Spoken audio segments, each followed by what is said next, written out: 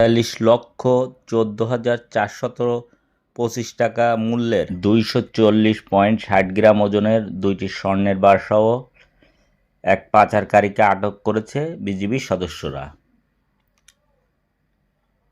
যশোর ব্যাটালিয়নের একটি বিশেষ টহল দল আজ যশোর-মাগুরা মহাসড়কে অভিযান পরিচালনা করে কোদালিয়া ঈদগাহর সামনে হইতে একজন আসামিসহ ২৪০.৬০ গ্রাম ওজনের ২টি স্বর্ণের বার, একটি মোবাইল এবং নগদ ৫,০৭০ টাকা সহ তাকে আটক করে। আটককৃত ব্যক্তির কোমরে বিশেষভাবে লুকায়িত অবস্থায় উক্ত স্বর্ণের বারগুলো পাওয়া যায়। আটককৃত আসামি প্রাথমিক জিজ্ঞাসাবাদে জানায়, সে ঢাকা থেকে যশোর হয়ে ভারতে পাচার করার উদ্দেশ্যে স্বর্ণের বারগুলো নিয়ে যাচ্ছিল।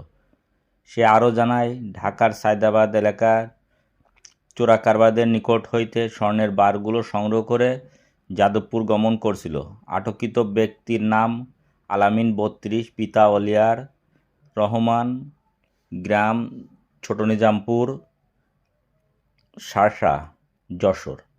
আটককৃত স্বর্ণের বারের মূল্য এবং জব্দকৃত মালামাল সহ ৪৫,১৪,৪২৫ টাকা বলে জানায় বিজিবি সদস্যরা। আটককৃত ব্যক্তিকে সংশ্লিষ্ট থানায় সোপর্দ করা হয়েছে বলে জানায় বিজিবি।